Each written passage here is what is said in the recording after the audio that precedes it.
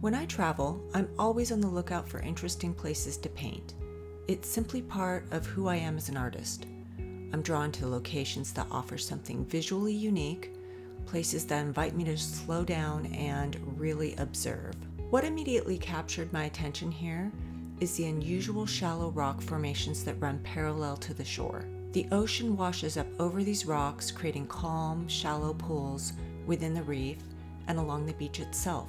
These pools reflect in the sky beautifully and hold subtle, serene color shifts. Beyond the rocks, the ocean transitions into light turquoise and soft lavender tones, then deeper cobalt and ultramarine blues. That gradual color movement is endlessly inspiring to me. I also love incorporating architecture into my seascapes whenever possible. This beach offers views of beachfront condos built in the 1960s, and they bring a subtle mid-century nostalgia that contrasts nicely with the organic shapes of the reef and water. All of these elements together are what made me choose this scene. 5 tips to improve your watercolor practice. In this video, I'll share 5 important ideas that can help strengthen your watercolor practice when painting beaches and water, especially when working in a sketchbook. These tips are not necessarily in order of what you're seeing here, as I condensed and edited the video from 1 hour into just over 12 minutes for you to watch. Number 1, identify and create your atmosphere. The very first thing I focus on is atmosphere. I begin by painting the background clouds seen in the first few seconds of this video, aiming to create a feeling of a warm, balmy, tropical day with light trade winds that are moving through the sky. This is one of my favorite times of day in the Hawaiian Islands. The atmosphere is bright, calm, and expansive.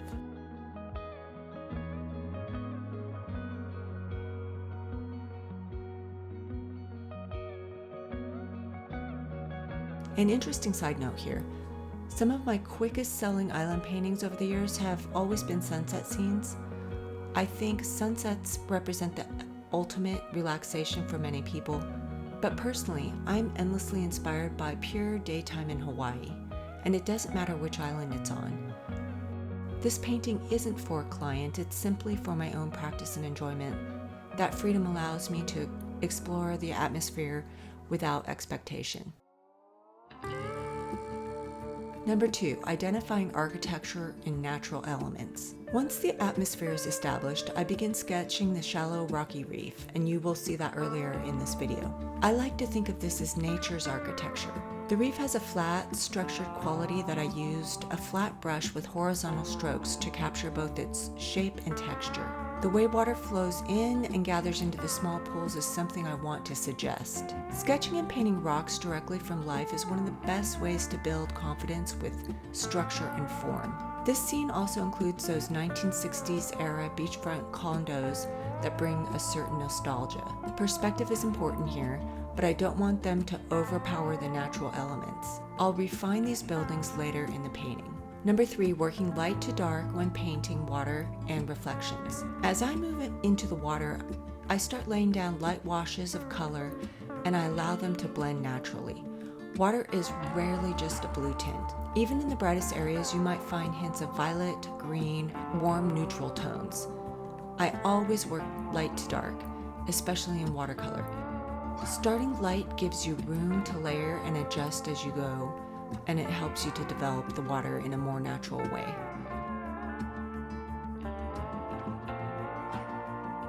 One of my favorite parts of this entire process is painting the reflections in the water. It's the part I look forward to the most.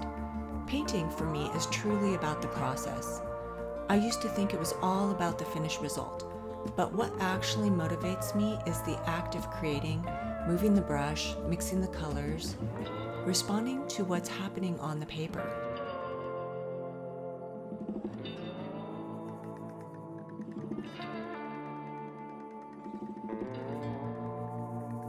Number 4, simplify whenever possible. Simplification is especially important when painting on location or when working small in a sketchbook. Less can really be more here. And honestly, this is something I still struggle with myself. I tend to want to include too much, especially in small paintings. My larger studio work can handle more detail, but sketchbook painting benefits from restraint.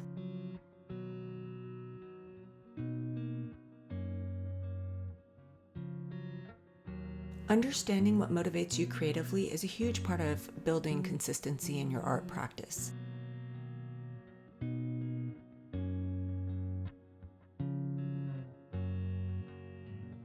Number 5, be bold and take risks. Growth from painting comes from observation and risk-taking. Don't be afraid to make marks, don't be afraid to be bold with color, and don't shy away from colors that feel unexpected, and don't be afraid to use big brushes. Often those risky moments become the most interesting part of a painting.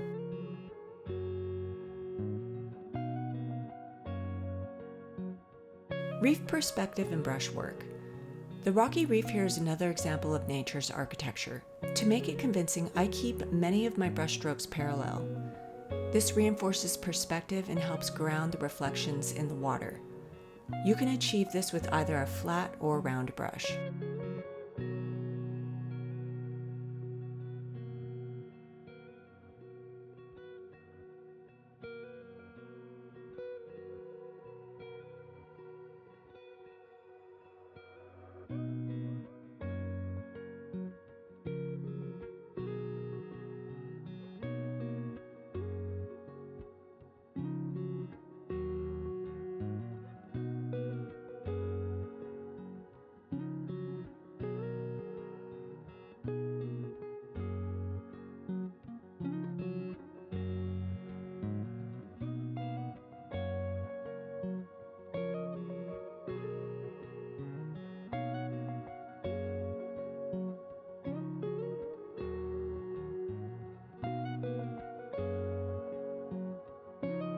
Painting dark rocks and foliage.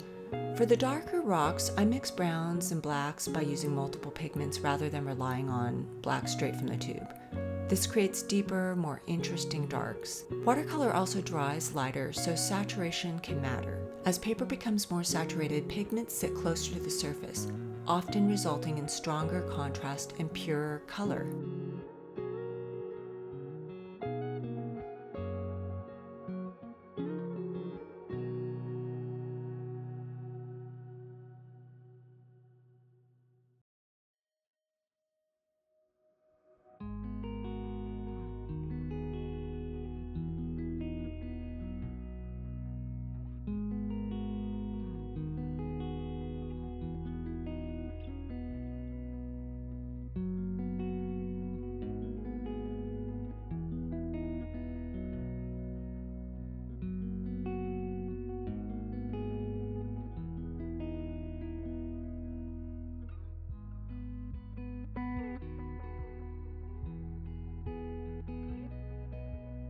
Even though this is a small painting, it contains fairly advanced techniques. Keeping your arm moving, not just your wrist, helps create natural motion in water.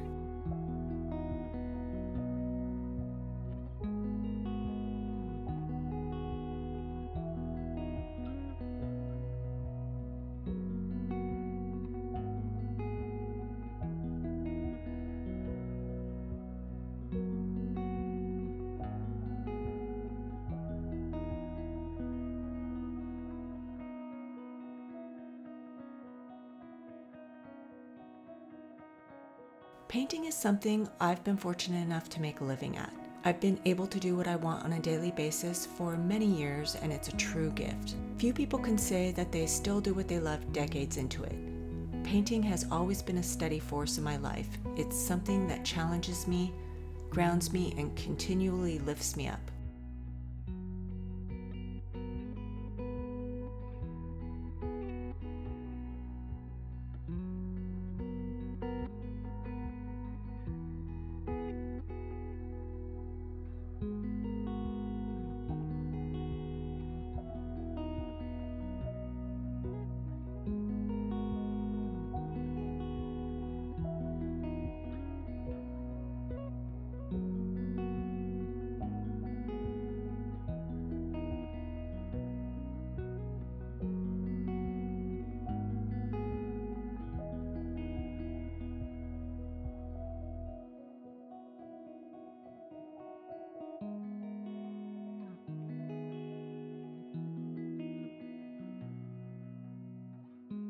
When painting background foliage, trees, palms, and dense greenery, I keep things suggested rather than detailed. My brushstrokes are loose, random, and expressive. Over many years, I've developed a kind of visual language for tropical foliage. If you'd like to see a dedicated video on painting lush background foliage or palm trees, let me know in the comments. And if your marks start to feel repetitive, switch brushes. I do this often when painting backgrounds.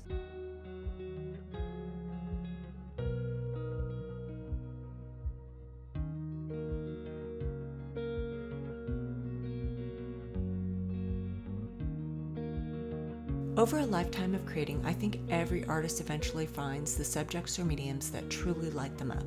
I've explored many forms through the years, but I always return to watercolor, if even only in a small way.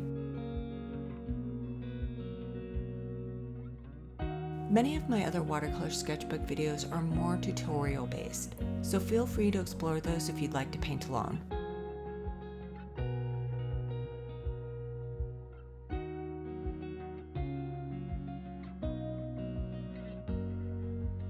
This painting took 1 hour to complete.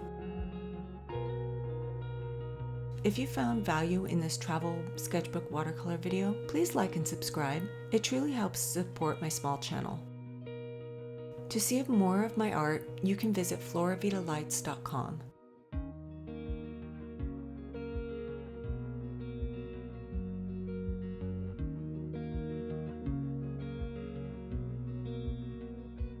This beautiful beach park is located just north of Kaʻanapali Beach on the beautiful island of Maui.